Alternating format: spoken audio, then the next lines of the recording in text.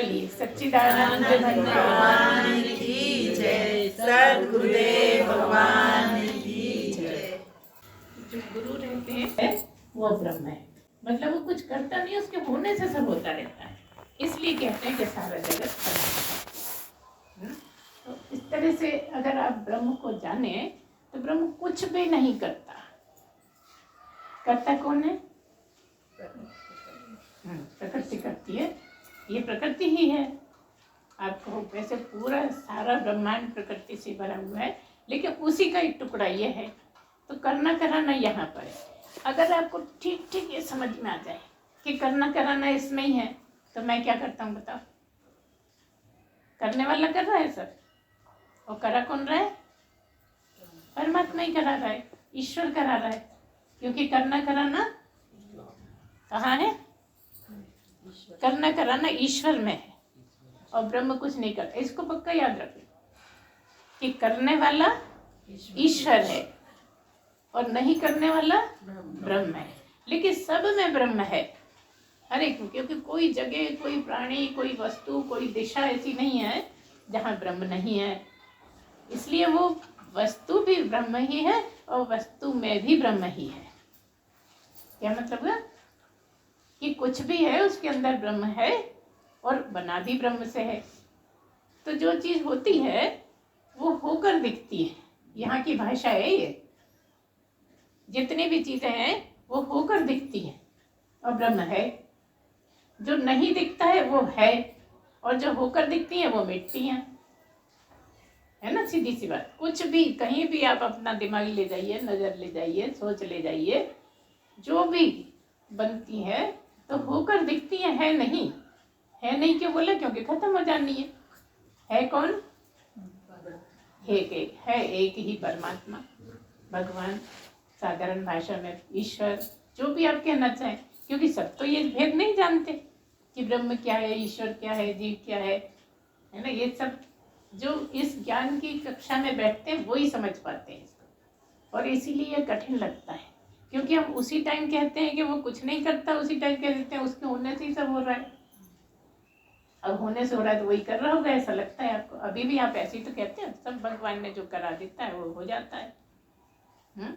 बात सही है, लेकिन भेद ये रखना पड़ेगा कि कहाँ क्या है, कौन करने कराने वाला, कौन नहीं करने वाला, किसकी उपस्थिति अनिवार्य, और कौन ऐसा है जिसकी कोई फर्क नहीं पड़ता कुछ भी। किसको फर्क नहीं पड़ता? ब्रह्म को, क्योंकि उसमें कुछ किसी भी तरह का कुछ भी है नहीं, कण भी नहीं है। इसलिए उसको क्या देते हैं? अव्यय। एक होता है व्यय जो खर्च होता है, और एक होता है जो खर्च नहीं होता। मतलब जगत के, संसार की हर चीज खर्च होती है ना। घर में शक्कर आई है, धीरे धीरे बनते बनते खत्म हो जाती। नमक आया, खत्म हो गया। दाल है, चावल है, सब खत्म होती। एक क्या है जो कभी खत्म नहीं होता? वो ब्रह्म है। वो खत्म हो सकता ही नहीं। सब कुछ खत्म हो जाएगा, लेकिन वो खत्म होएगा नहीं, क्योंकि वो बना ही नहीं है। एक चीज दुनिया में ऐसी है, देखो सबके माता पिता हैं, चाहे कीड़ा हो, चाहे जानवर हो, चौपाया हो, कोई भी हो, पक्षी हो, मछली हो, सबके हैं।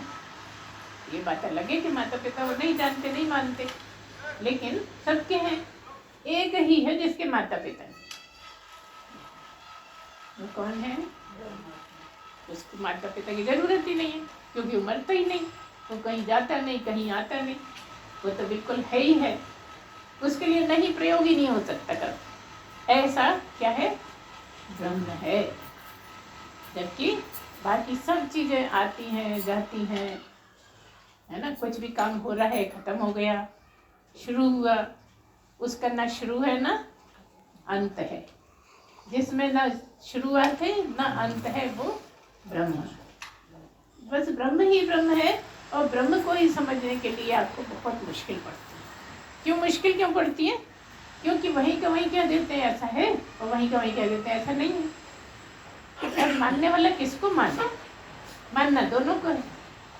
सवाल ये कि कहाँ है और कहाँ नहीं है, कैसे है और कैसे नहीं है, यही समझने में बहुत मुश्किल है।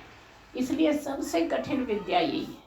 और सबसे ऊंची विद्या भी यही है ना।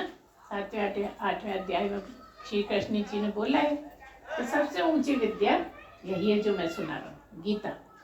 गीता की एक एक बात बिल्कुल अगर समझ में आ जाए तो बहुत आसान है, और समझ में ना आए तो नाक को चने चबा देती है, मन तैयार ही नहीं होता मानने को। वो तो आप लोग पता नहीं कैसे सुन लेते हो, इतना धैर्य से सुनना ही बड़ा कठिन है, क्या मजाक बना रखा है ना। जो समझे, इसको समझे, उनको लगता है कि हाँ सही बात है, लेकिन जो नहीं समझे, काफ़ी हद तक समझे हो आप लोग, बहुत सुने हो, ये बात हो रही कि अभी उस पिन पॉइंट पे नहीं पहुँचे जहाँ पहुँचना है। तो ये यात्रा भी कोई छोटी सी थोड़ी है कि आज हमने सुना और कल समझ गए, है ना। साल भर पढ़ा, एग्ज़ाम दिया, पास हो गए, ऐसा नहीं है ना। एग्ज़ाम तो आपका जीवन है, पग पग पे आपकी परीक्षा होती रहती है। उस टाइम आप भूल जाते हो कि मैं कौन हूँ। अगर इतनी आदत पड़ जाए कि हर वक्त याद रहे कि मैं क्या हूँ, ब्रह्म हूँ। अब ब्रह्म क्या है क्या नहीं, ये तो आप रोज ही सुनते रहते हो। अब जब आप ब्रह्म हो तो किसी के कहने पे लड़ने क्यों लगते हो? किसी ने कुछ बुरा कहा तो बुरा क्यों लग जाता है? होता है ना, दिन भर ऐसे ही होता है। अच्छा कुछ करा तो आप ये क्यों कहते हो मैंने किया? वो तो मानता ही नहीं कि मैंने किया। अगर आप ब्रह्म हो तो क्या क्या गुण है उसके, वो अपने में उतारिए, बिल्कुल आसान काम है कि नहीं? अच्छा मुश्किल तो है, बता मुश्किल है क्या आसान? समझ में आ जाए तो बिल्कुल आसान, और ना समझ में आ जाए तो जन्मों जन्मों लगे रहो। लेकिन इतना पक्का है कि एक बार घुस गए ना तो छोड़ नहीं पाओगे, फिर तो पूरे होके ही मानोगे, कितने ही जन्म निकल जाए। क्योंकि जन्म किसके होता है? जन्म शरीर का होता है, आपका जन्म है ही नहीं, आपकी यात्रा चल रही है।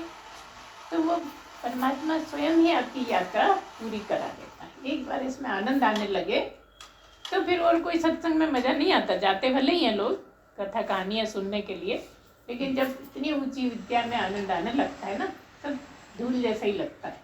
और आप लोगों को अभी नहीं लगता, समझ में नहीं आता है, लेकिन अच्छा है, जाना चाहिए, इसमें कोई बुराई नहीं है। लेकिन अगर ये वाली बात समझ में आए तो क्या मतलब हुआ, इतनी बात क्यों करें? बिल्कुल एड़ी चोटी कदम लगा दीजिए। अगर आप ना भी सुने तो भी काम हो सकता है, अगर जीवन सुधार ले।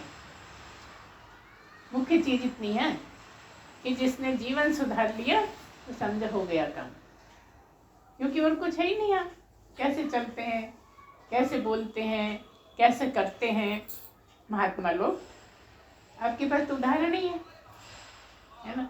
लेकिन आप लोग क्या करते हो? आप हमको ही धक्का दे दे के तालाब में गिराना चाहते हो।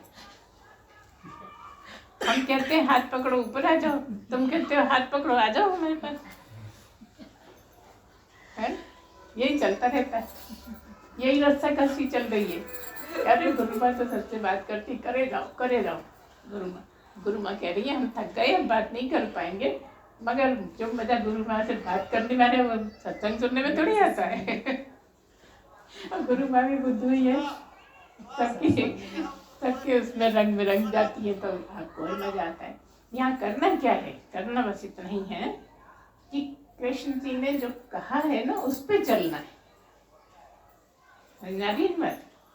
और राम का क्या कहोगे? राम ने जो किया है उस पे करना है, जो राम ने किया है वो आपको करना है, और जो कृष्ण ने कहा है उस पे चलना है। कृष्ण क्या कर रहे हैं उसकी नकल नहीं करोगे, नहीं एक कितने 16,108 देखो रखे बैठा है। दूसरे समाज वाले तो बहुत बोलते हैं, अच्छा हम 4 शादी कर रहे हैं तो आप लोग इतना उदा मचा रहे हैं, तुम्हारे भगवान ने तो 16,108 करी हैं शादी, बोलते हैं ना। उसको बड़ी गहराई से समझने की जरूरत है, अलग से उसका विषय अलग है, लेकिन इस बात को समझना है कि वो भगवान है। अब बताओ, पति परमेश्वर पति है, लेकिन परमेश्वर पति कौन है? है ना, परमात्मा ही है। परमेश्वर ही पति और पति परमेश्वर, दोनों में अंतर है ना। तो वो तो आपका भी पति है और पति का भी पति है। तो हम तो कह रहे हैं 16,108 क्या जाने कितनी, जितना जगत में है। फिर महिला पुरुष बच्चों का भी भेद नहीं है, जानवरों का भी भेद नहीं है। अब इस बात को समझ में तो आए लोगों को तब तो, और उसकी पूरी विस्तार से भागवत में सुनो कथा तो वही पता लगता है। अब कई लोग कहते हैं कि भाई उसके तो माँ बाप नहीं थे इसलिए हम उसको ले आए। जाने कितने होंगे जिनके माँ बाप नहीं, सबको ले आओ अपने घर। कहने का मतलब यह है कि उनकी बात समझो, भगवान की बात में क्या है। और आप भगवान की नकल नहीं कर सकते, आपको जो भगवान ने बोला है वो करना है, तो आप सही रास्ते पे आ जाओगे। अभी आप भगवान हो क्या भगवान के नकल करते? हमारे ही लोग, दूसरे समाज के तो छोड़ो, हमारे ही लोग कहते हैं कि भगवान श्री कृष्ण ने तो इतनी सारी शादियां करी थी, भगवान कृष्ण तो ऐसा करते थे, आप कर सकते हो। तो फिर अब नकल नहीं करो। कुछ दिन पहले की बात है, कहीं हम सत्संग करने के लिए गए थे, तो आती थी बहुत सी महिलाएं आती थी, उनमें एक वो भी आती थी, आजकल नहीं आती हैं। तो वो कहती हैं कि आप तो गोवर्धन पर्वत उठा के बताओ तो हम जानेंगे आपको। तो हमने कहा कि जो राम ने किया वो कृष्ण ने नहीं किया, है ना। जो कृष्ण ने किया हनुमान जी ने नहीं किया, जो शिव ने किया वो हनुमान जी ने नहीं किया। देखो शिष्य हैं उनके, उन्हीं के अवतार माने जाते हैं शिष्य, तो राम के भी भजन करते हैं वो, लेकिन तब भी वो नहीं किया। जो आपने किया हमने नहीं किया, जो इन्होंने किया वो इन्होंने नहीं किया। सबका अपना अपना रोल है और सब अपना अपना रोल कर रहे हैं, और आप क्या कर रहे हो वो करा रहा है। आपको मजबूर कर देता है उसको करने के लिए, आपकी ऐसी हालात बना देता है कि आप जब बच के जाओगे कहाँ, करना ही पड़ेगा। कई लोग कहते हैं हमें नहीं करना, हमें अच्छा नहीं लगता, मगर करा लेता है। रो के करो या गा के ही कर लो ना, रोते क्यों है ना। यही सार है बस।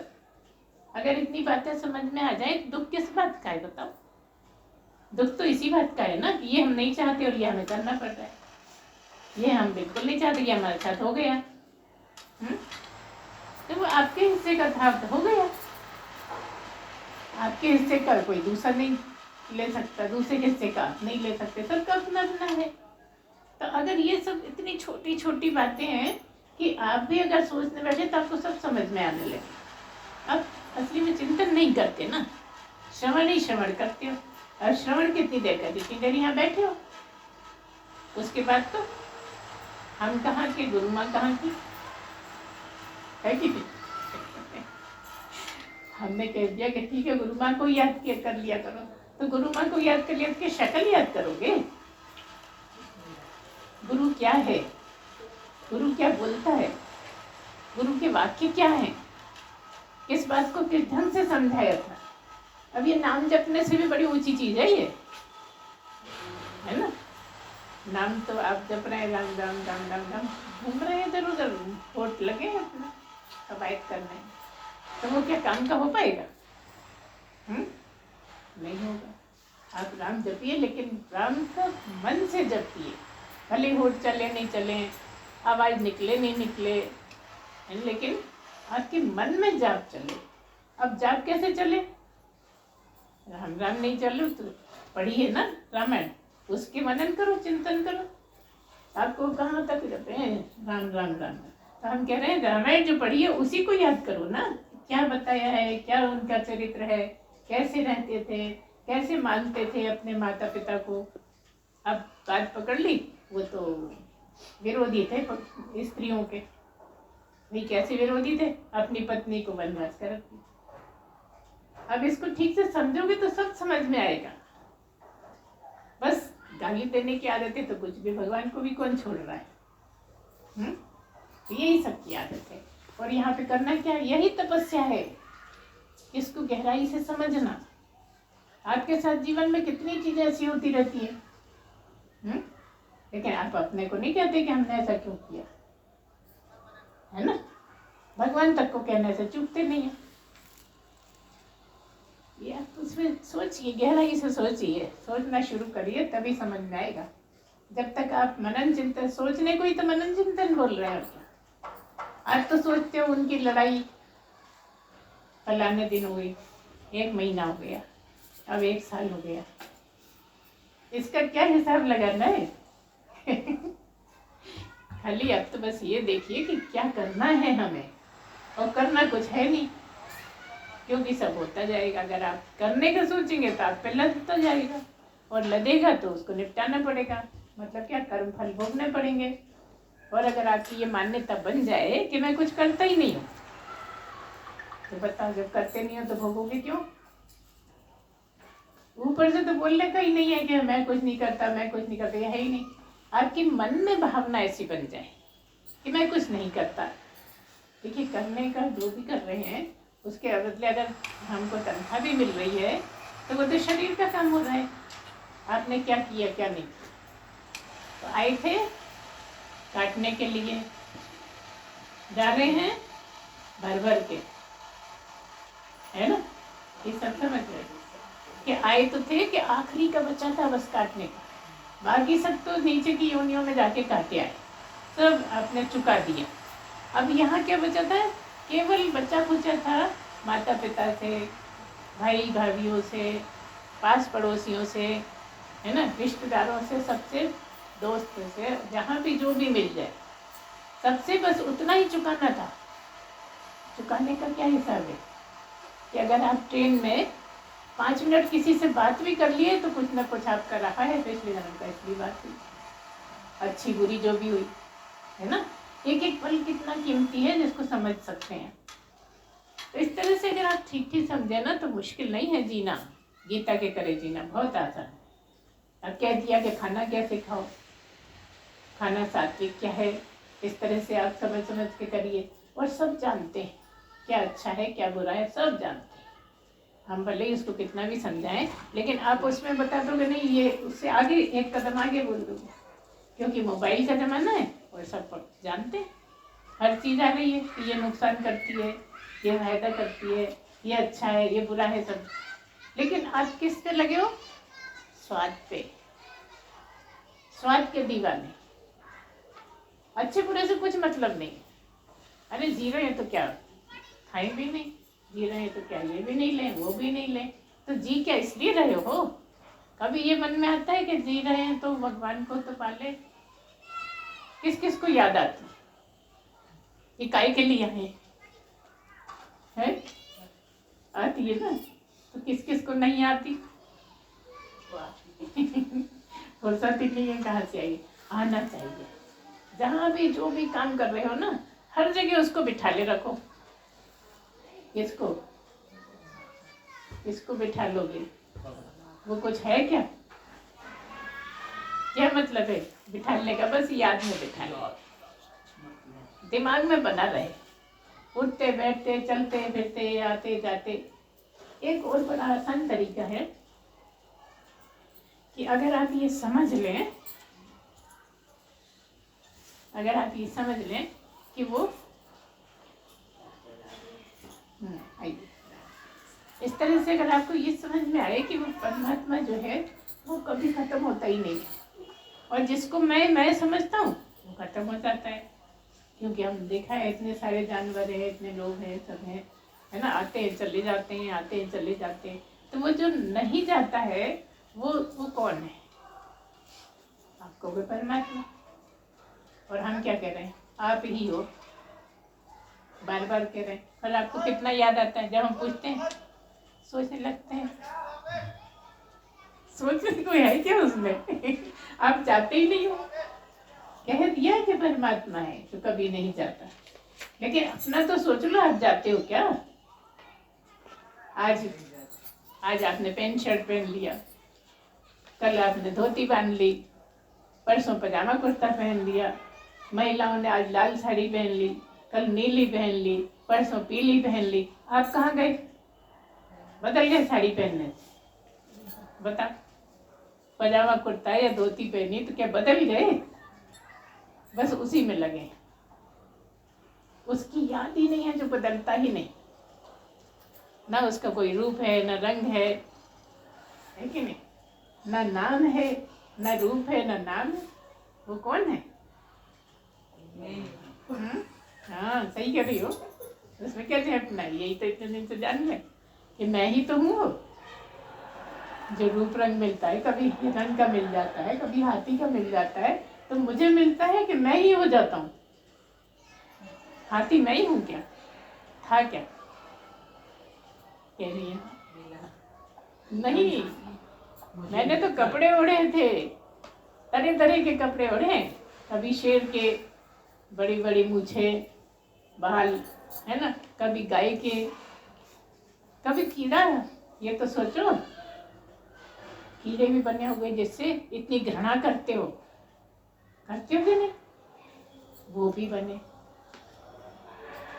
क्या क्या बन चुके हो, लेकिन तुम थोड़ी, ना तुम कीड़े हुए, ना तुम हाथी हुए। तुम तो एक ही हो जो सब में विराजमान, सब में जो रहता है वही आप हो। अब ये समझना, कोई कैसे मानेगा? आप लोग तो सुनते रहते हो तो जान लेते हो, मान लेते हो, साबित भी होता है आपको तभी तो मान लेते हो। बिना साबित हुए कैसे मान लो कि हम तो कैसे, अरे हम मर जाएंगे। हर कोई बहुत ज्यादा जीना चाहता है ना? हर किसी को मौत से डर लगता है, लेकिन हम आपसे कहते हैं आपकी मौत होनी नहीं है। विश्वास होता है क्या? थोड़ी देर को तो हो जाता है कि हम गुरु माँ कह रही हैं तो सही कह रही हूँ, और आता भी है समझ में। लेकिन हम आपसे कहते हैं आप कभी नहीं मरे, कभी मरना ही नहीं है, सब खत्म हो जाएगा, आपका कुछ नहीं बिगड़ेगा। किसका बिगड़ेगा? सीधी सी बात है, जो मिला है वही जाएगा, है ना? जो हमेशा बदलता रहता है। पहले छोटा बच्चा था, बड़ा नाजुक सा, है ना, फिर क्या हुआ, थोड़े दिन में किशोर हो गया, जवान हो गया, अधेड़ हो गया, बूढ़ा हो गया। तुम कब बूढ़े हुए? तुम कब किशोर हुए? यही बातें गहराई में हैं जो समझने की, कि मैं तो मरता ही नहीं। और सीधी एक ही बात है कि मैं मरता ही नहीं। अब आप इस पे बोलो, कितनी बात बोलोगे? मैं तो कपड़े बदलता हूँ, मैं शरीर बदलता हूँ, जैसे सभी कपड़े बदलते हैं। ये कपड़ों के ऊपर कपड़े पहने हुए हैं, हम इन कपड़ों की बात नहीं कह रहे। जो आप असली में हो उसने कपड़े पहने, और वो दिखता है नहीं, उसको कपड़े की जरूरत नहीं है। इसलिए क्या कहते हैं, नंगा परमात्मा। बताओ, परमात्मा ही नंगा है। क्यों? क्योंकि उसको कपड़ों की जरूरत ही नहीं है। कपड़े कहाँ जरूरत है? जहाँ प्रकृति है, वो प्रकृति ही नहीं, प्रकृति में है। अच्छा, एक जगह ये भी बोल दिया कृष्ण जी ने कि मैं सब में रहता हूँ, है ना, सब में रहता हूँ। और एक जगह कह दिया कि मैं सब में रहता हूँ, लेकिन मैं रहता किसी में नहीं हूँ। कैसे नहीं रहता? बताइए। रहता हूँ ये तो समझ में आ रहा है सबको, लेकिन नहीं रहता ये कैसे? बताइए। तुम मरोगे तो मैं भी मर जाऊंगा, इसलिए। अगर मैं रहता होता तो तुम मरते तो मैं भी मर जाता। मैं तो मरता ही नहीं, मैं कभी मरा ही नहीं, मुझे मरना ही नहीं है। मरने वाला मरे, आया है वो जाए, मुझे क्या चिंता? मैं तो ना आया ना मैं जाऊंगा। बस यही गहराइयाँ हैं जो लगती है। अगर समझ में आ जाए तो बड़ी ऊंची बात है, और ना समझ में आए तो बकबक ही है बस। बकबक जैसी लगती है कि क्या है, कभी ये बात बोल देते हैं और फिर उसी को काट भी देते हैं, उल्टा भी बोल देते हैं। जब एक बात बोल दी तो उसी को आगे बढ़ाओ ना, तुरंत के तुरंत आप उसको उल्टा बोल देते हैं कि मैं रूप हूँ, मैं बड़ा सुंदर हूँ, और मैं रूप हूँ ही नहीं। सुंदर हूँ कि काला हूँ कि गोरा हूँ, क्या हूँ? कुछ मैं हूँ ही नहीं। उसी जगह पर ज्यादा दिन नहीं कि आज कह दिया मैं बहुत सुंदर हूँ और कल कह दिया नहीं मैं तो कुरूप हूँ। ऐसा नहीं है। अब तो हो ही क्या, कल कुछ और बोला था, आज कुछ। हम तो अभी के अभी बोल रहे हैं कि मेरा कोई रूप ही नहीं है, मेरा कोई नाम ही नहीं है, मैं किसी को दिखता ही नहीं। उसकी बात करते हैं जो नहीं दिखता, लेकिन दिखने वाले में जो है नहीं दिखने वाला, उसी की उपासना करते हैं, उसी का नाम लेते हैं। किसके बहाने? राम के बहाने, कृष्ण के बहाने, शिव के बहाने, हनुमान जी के बहाने, है ना। हनुमान जी तो बड़े आसान है, इसीलिए कलयुग में ज्यादा बोलबाला है। हनुमान जी कलयुग के देवता माने जाते हैं। और देखो, अच्छा इतना ही मान लो तो हनुमान जी के गुण देख लो, आपके गुण, हनुमान जी के गुण कितना, बस राम के काज के लिए हैं वो जीवित, है ना, अपने लिए नहीं जीवित हैं। राम का काज है तो सब कुछ है, और राम नहीं है तो कुछ भी नहीं। तो राम ही तो सब कुछ है।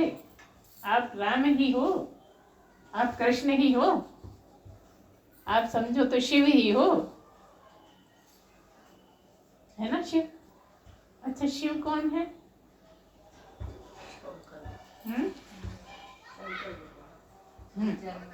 यही तो हम कह रहे हैं, शंकर जी तो वो है जिनकी कथा है।